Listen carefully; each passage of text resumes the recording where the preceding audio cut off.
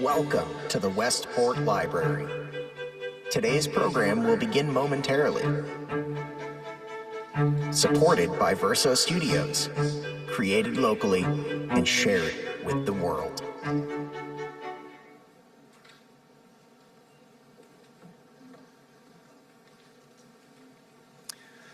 Good afternoon, friends. Welcome to the Westport Library. My name is Bill Harmer. I'm the Executive Director. Thank you for coming out and supporting this essential event.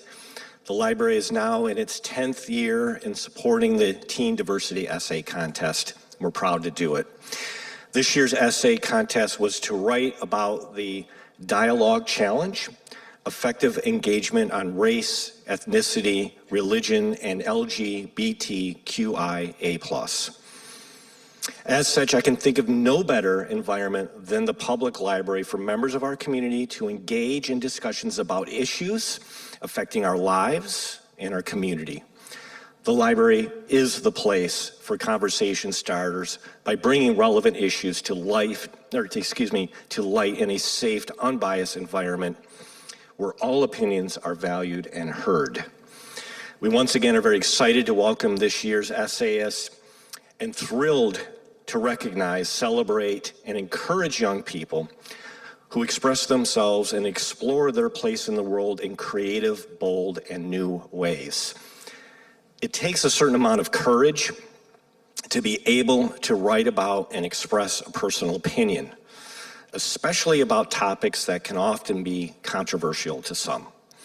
I'm proud of our contestants for taking a stance, sharing their perspectives, and standing up for what they believe in. Being the change you wish to see is a bold and brave statement, no matter what the age. I look forward to the audience listening to your essays and any thought-provoking discussions that might ensue afterwards. And now it is my privilege to welcome our distinguished First Selectman, Jen Tooker.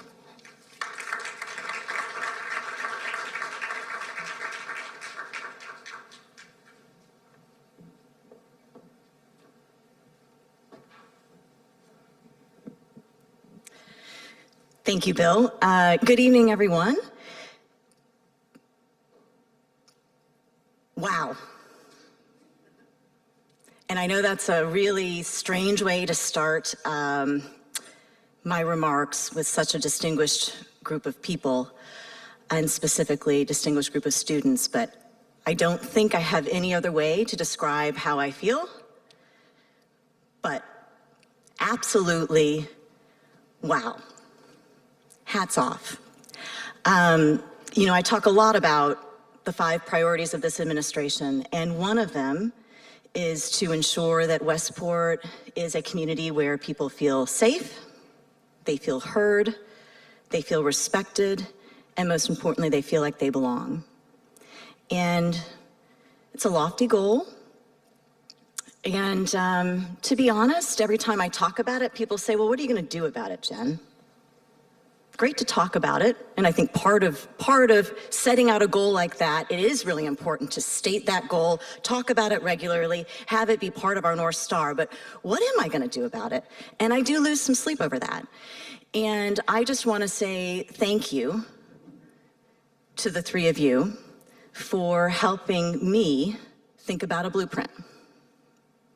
Think about how we make sure Westport is a place where everybody, visitors, business owners, residents, feel like they belong.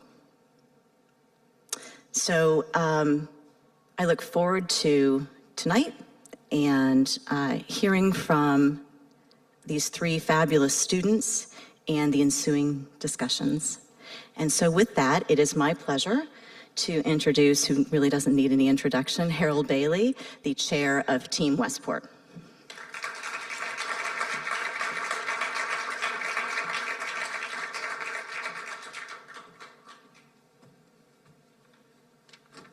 Thanks, Jen, and thank you all for being here tonight. This is our 10th anniversary of this contest, and it kind of seems like we just started a couple of years ago. But we've been through all kinds of issues, including white privilege, a cafeteria challenge we had at one time, and some other challenges. But in light of what's going on externally in our town, our region, our country right now, with respect to communication, engagement, and discourse, what we started to see is creeping into what is considered regular discourse now are disinformation, character assassination, and vitriol. And what we're all trying to figure out is how do we pull back from that and get back to some kind of civil discourse that's going on. I know Bill and a number of us are working on a long-term look at what we do in town here to make that happen. But we figured for the 10th anniversary, we'd start with giving students a chance to weigh in on that, because it's a piece of cake, right? So, and in fact, at one point, we thought one of the questions that came up was, is this really too difficult an issue to ask for essayists who are in high school to tackle? And I got to tell you, these essays came through with flying colors. We couldn't be prouder of the essays that the winners have written. And I'm looking forward to having you get a chance to hear each one of them. So what we're going to do tonight is move forward with a couple of words from the person who actually came up with this idea for Team Westport some decade ago. That's Susan Ellis. We'll then have the Judge Dr. Judith Hamer, who was in charge of putting together an entire rubric of how we judge the essays that we receive. And then we'll have each one of the winners come up and read their essays for you as they receive their awards. So we'll get started now with Susan Ellis, who is the chair of our essay committee for Team Westport.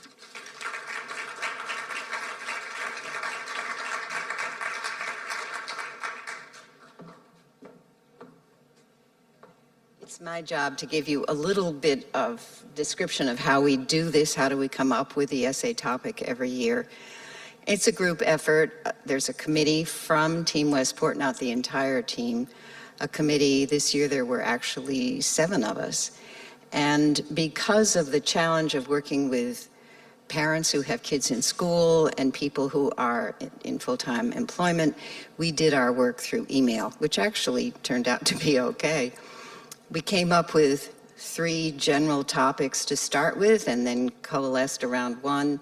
And then we just worked on that one and tried to get it into a form that would make sense and might be appealing to young people to think about and tackle. I have the great pleasure of introducing Dr. Judy Hamer, who is the head of the judges, and she has been ever since we started, I think. She is a retired professor of writing, and she's the person who came up with the rubric that we use. Alex Gianni, who you see running around, Alex is Associate Director of Programs here, but he's sort of in charge of everything, I think. And he's one of the busiest people I know. Alex is one of our judges, and so is Ramin Ganeshram, who is the Director of the Westport Museum of History and Culture. So here is Dr. Judy Hamer.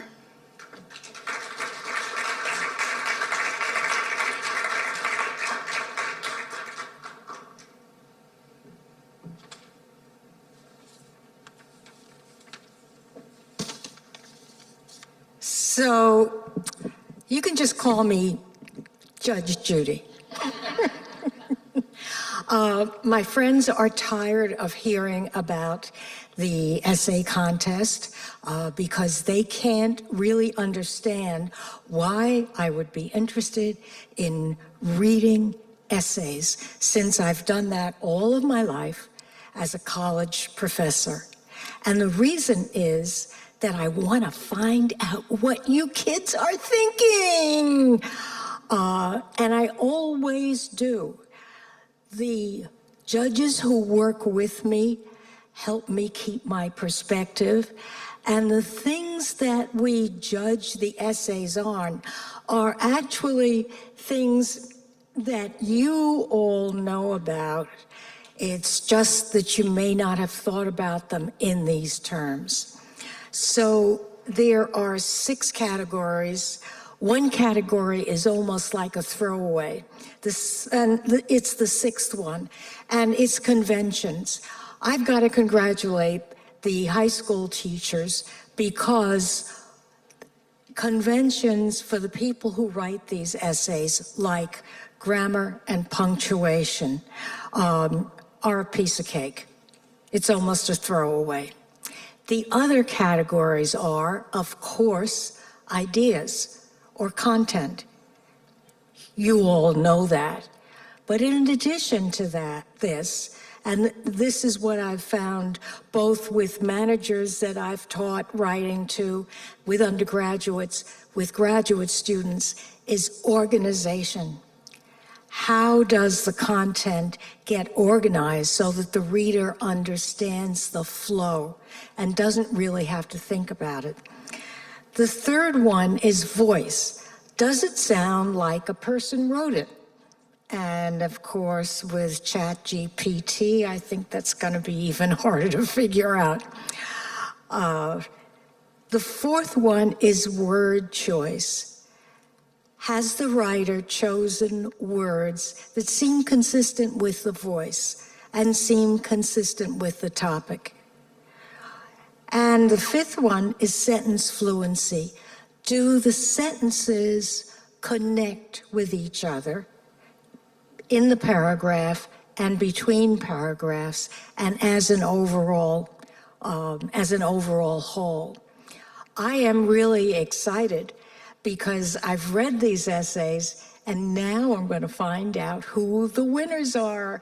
I know your voices, but I don't know who you are. And it's going to be a great pleasure to meet you, for Alex and for me and for Ramin. Thanks. And thank you, writers.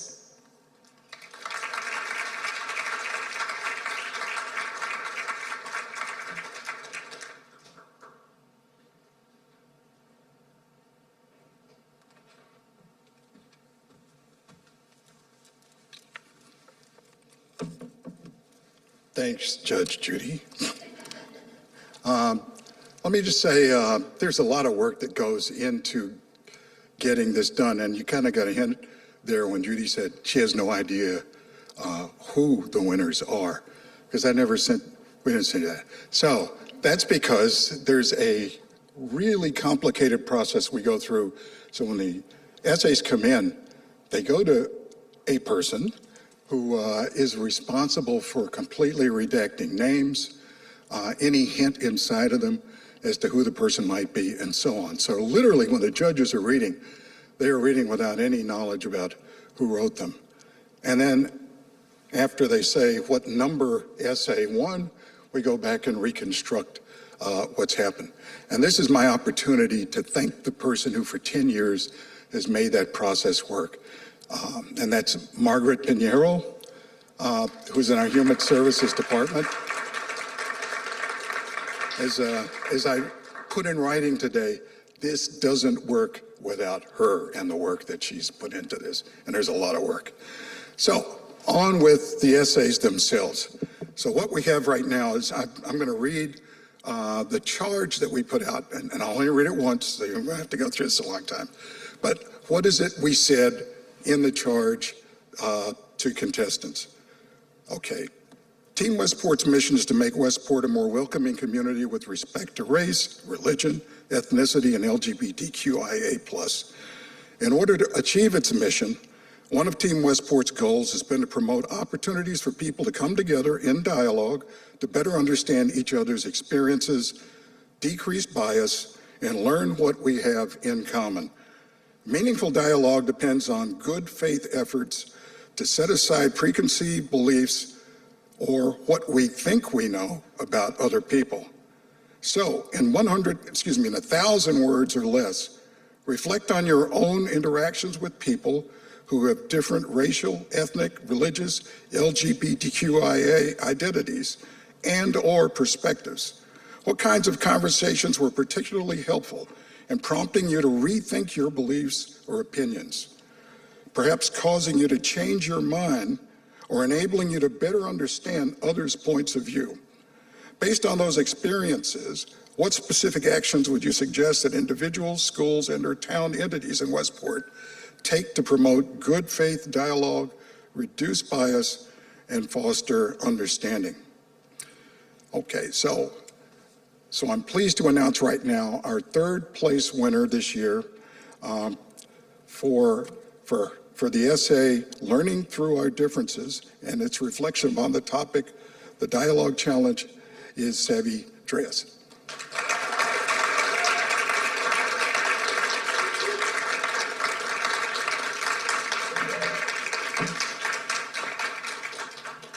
Yeah, congratulations. Hi, I'm Savvy. Throughout middle school, I attended several Mosaic conferences centered around diversity and understanding our intersecting identities.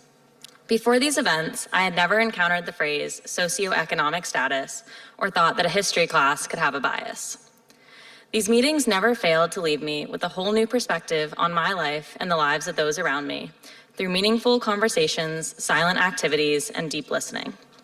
Hundreds of kids came from schools all around Connecticut, creating the most diverse group of people I had ever been surrounded by at that age. However, instead of feeling overwhelmed or uneasy, I felt an immense sense of love. When people chose to share an experience, the room fell silent with admiration and respect for the speaker. Everyone belonged and didn't belong all at once.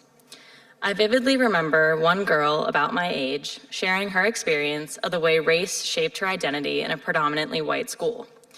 I had never considered the possibility that someone had to think about or change the way they acted to feel a sense of belonging in a community. Growing up white, I never had to think about race or privilege. This idea was intensified when I participated in a privilege walk for the first time.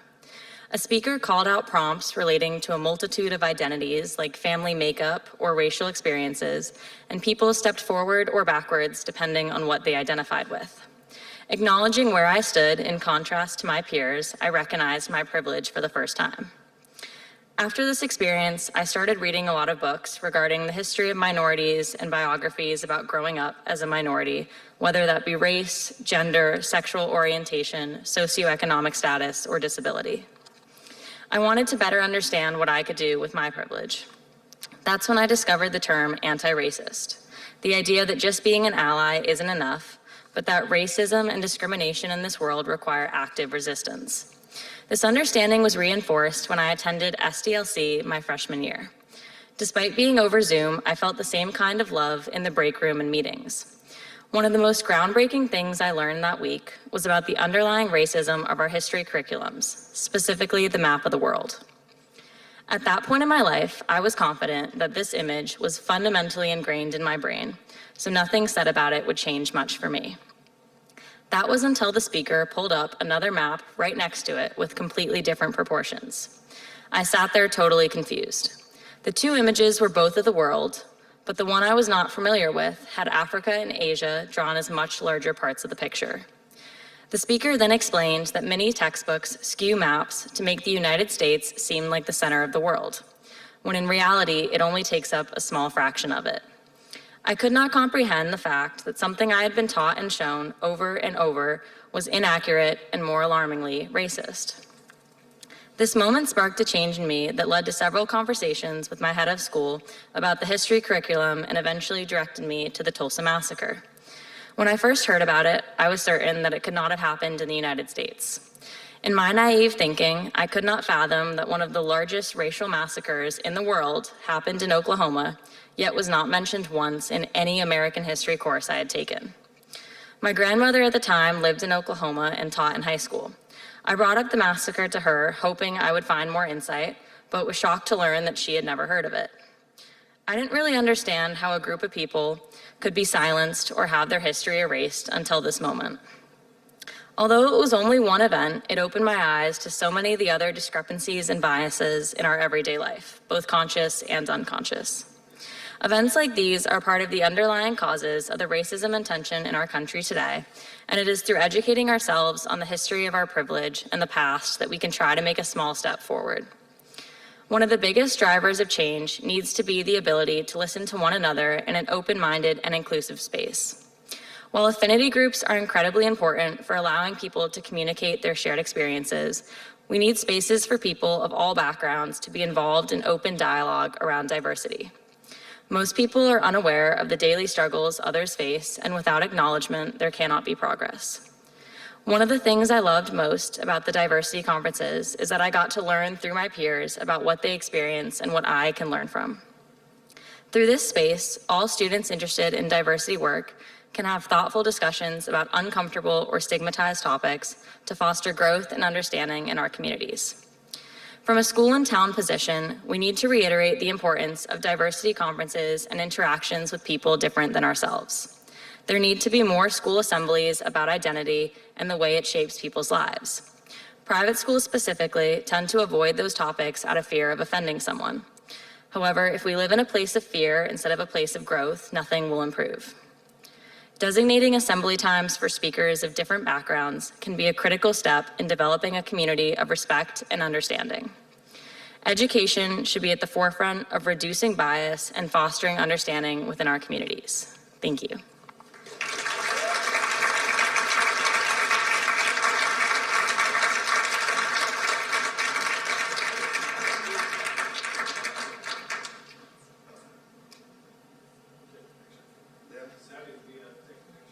Sandy, would you like your money? What up, Bill?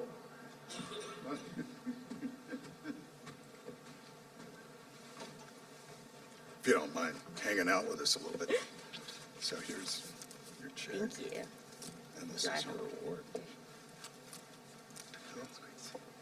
Yeah, I guess we need to get out of the way. Let's go. Sorry.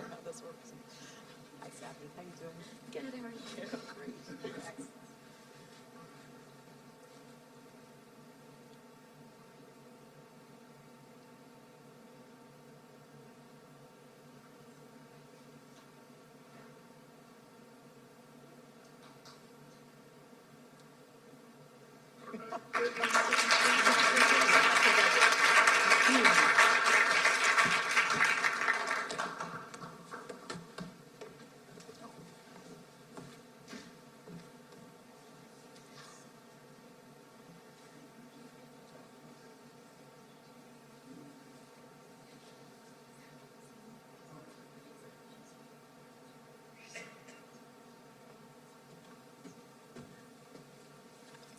By the way, Savvy's a student at Greens Farms Academy.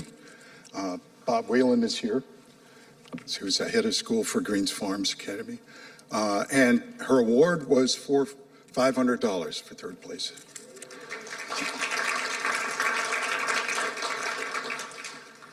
Now for second place, I'd like to recognize Tyler Darden for his essay, American Boy Doll and its reflection on the dialogue challenge. Tyler, come on up.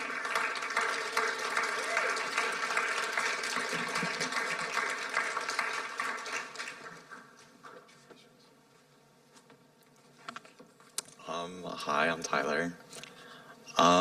When I was a child, my mother took me to the American Girl doll store in New York City. I remember my excitement at walking through the store, seeing all of the stylish dolls lined up against the walls and propped up on the tables. I wandered around for a while, scrutinizing every doll until I found the one. She had wavy brown hair that cascaded down her back, and she wore a vibrant blue sundress. I could not wait to show her off to my classmates.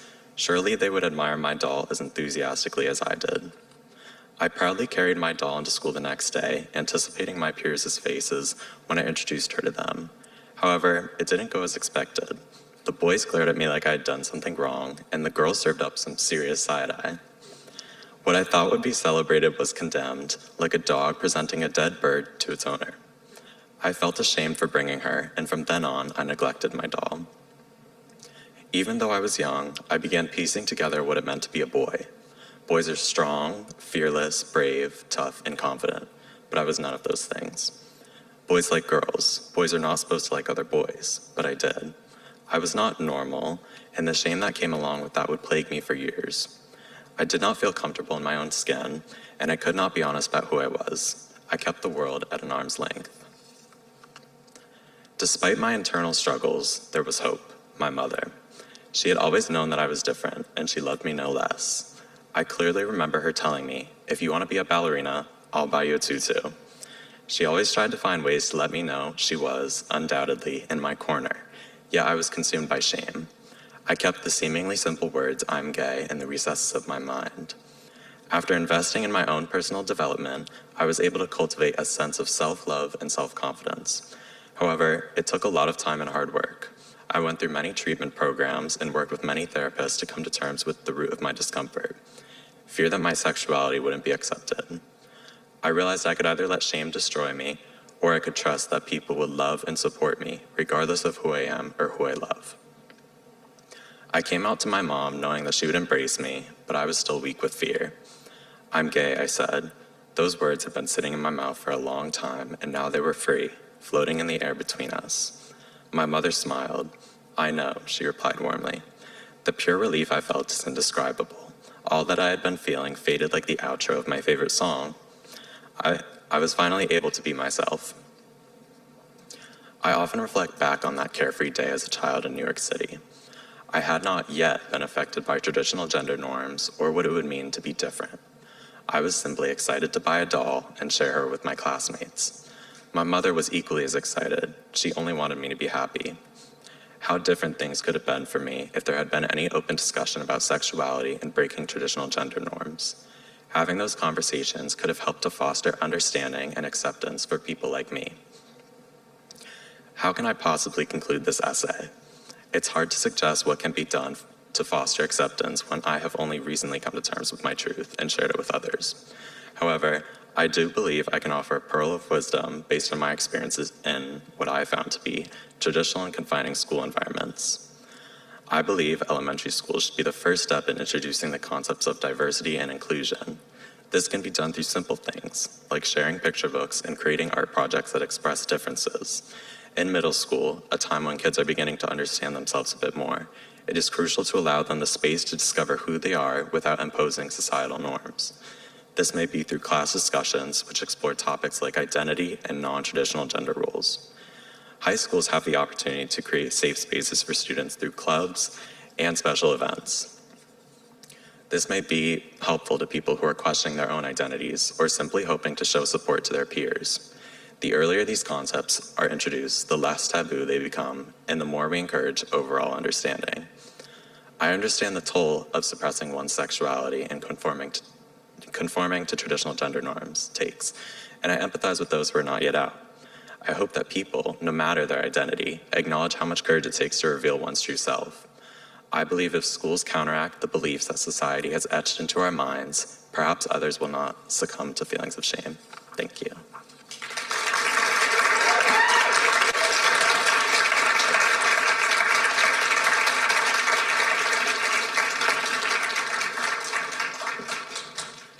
Congratulations. Check over there. It's wonderful. Yeah, we're going to be out here, I guess.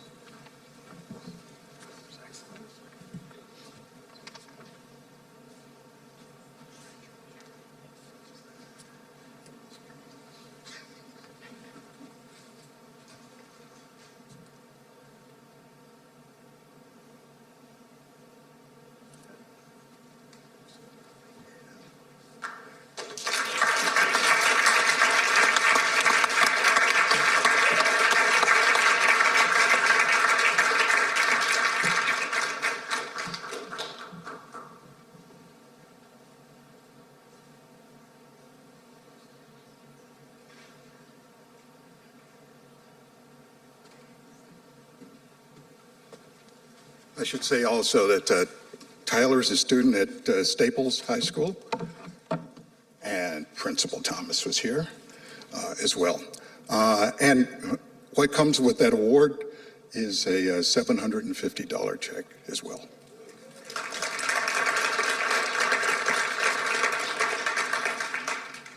Now, of course, first place, all the excitement's over, but first place goes to Anna Dizon, and she is, it's for her essay, PowerPoint on Pride, which also addresses the topic of the dialogue challenge. So, Anna?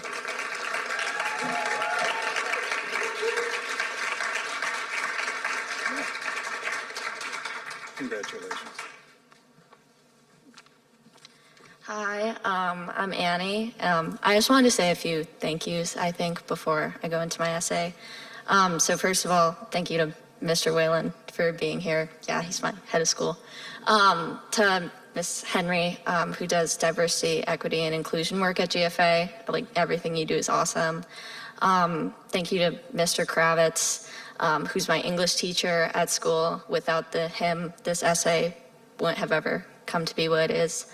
My family for supporting me, and of course, my dad, who this is about. Yeah, there's a little bit of Tagalog in this, and I'm not fluent at all, so if I butcher it. Ang sakit sa kalingkinan ay ramdam in buong katawan. The pain in the little finger is felt by the whole body.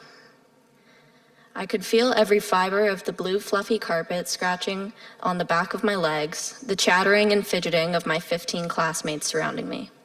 Pinching the loose skin between my fingers to calm myself, to no avail, I anxiously watched my dad as he worked with my teacher to set up his presentation on the smartboard. I wanted to throw up. I was in 3rd grade, and each week a family member of one of my classmates, a parent or grandparent, an aunt or great uncle, had come to give a talk about their family's origins in the United States. Each week it was the same story. The Italian or Irish or English family that went through Ellis Island and settled across New England, building its wealth over generations to end up in its present-day privileged palace. But my family's story was neither as simple nor as old. In 1979, my dad, his 3 older siblings, and his parents fled the Philippines in the wake of political turmoil as president-turned-dictator Ferdinand Marcos began taking over the country under martial law. They settled in a 3-bedroom apartment on the 2nd floor of a dilapidated complex in San Francisco. But at the time, I barely even knew these facts.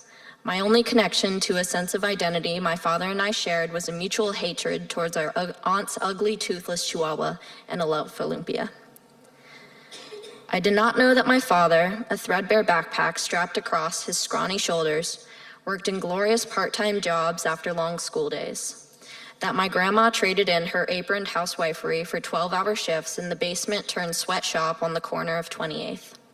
Or that my grandfather gave up his passion, teaching, and took work as a school janitor, mopping sweaty gym floors and dimly lit locker hallways at night, haunted by gum tucked under the desks of empty classrooms and with only ghosts to fill the chairs for his late-night lessons.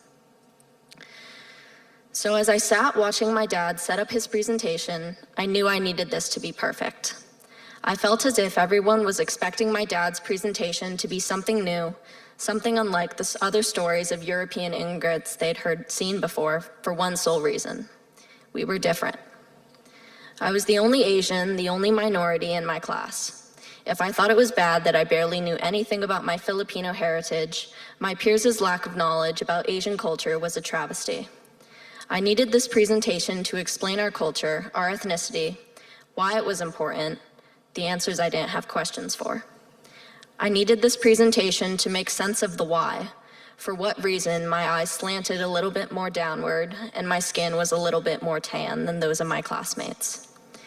And I believed my dad was not going to be any help. I thought he would have 2 photos and dumb story about my grandma, and everyone would get bored, annoyed that they had to sit through a presentation about a different kind of immigration story that wasn't even relevant to what we were learning. They'd think it was unimportant, unnecessary to learn about, a lesson with nothing of value, and they'd take their frustration out on me. I could barely accept my own differences of something of worth. What would it mean for my existence in these white spaces I desperately tried to fit into if my dad's presentation tanked and that sense of inferiority became my reality? The smartboard turned on. The screen flickered with a soft blue light, gaining in vibrancy as the projector stuttered alive, the machine filling the room with the sound of its quiet whirring. It was a picture of Bruno Mars. Everyone looked at each other confused. "Do you know who this is?" he asked. A few kids raised their hands, not quite sure if this was some kind of trick question either. He pointed toward one towhead blonde boy in the group. "Bruno Mars," the boy shouted. My dad nodded approvingly. Next was a photo of Vanessa Hudgens. "Do you know what these celebrities have in common?" he posed.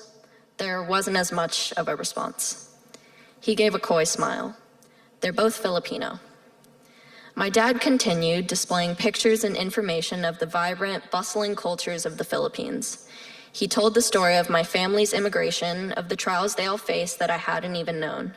He talked about the diverse range of ethnicities, foods, and religions, and the deep-rooted love Filipinos hold for boxing and basketball. By the end of it, everyone was laughing, entertained by the captivating presentation they had just witnessed. They all knew it was the best they'd seen, better than any other of the drawn-out, dead presentations made by the other kids' stuffy white grandmas. My dad's presentation on the Philippines, my heritage, was more entertaining, more captivating, more fascinating than anyone else's, and everyone knew it. This was the first time in my life I'd felt something other than shame about being Filipino, an invisible guilt to everyone's eyes but my own. That morning, my dad planted within me the seeds for something I had never felt before, something that, not without its setbacks, has slowly sprouted throughout the years: pride. My dad taught me that there is strength in my differences, that there are blessings, power, and love beyond belief in the stories of the people who came before me. I have learned that what sets me apart from others is not a kind of weakness, and it is with that fact that I will continue to live with pride. Because, as the saying goes, ang hindi lumingon sa pinangalingan, hindi makarating sa parurungan. A person who does not remember where they came from will never reach their destination. Thank you.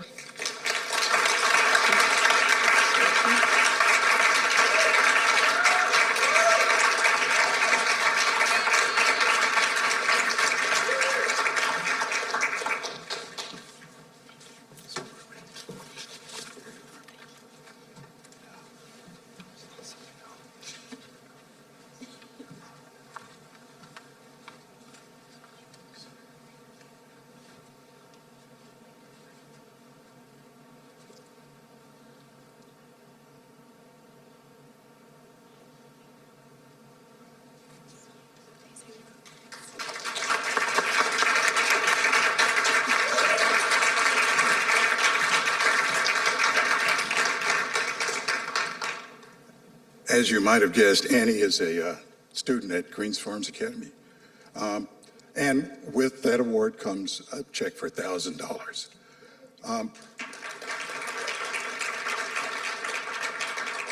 I really want to thank the essayists all. I mean, everybody tonight was a winner. We were all kind of blown away by all three of the essays. Looking at different areas, but all coming out with just some incredible insights. And we couldn't really ask for anything better for our 10th year than what the three of you have actually composed and entered in the contest. So thank you all very much.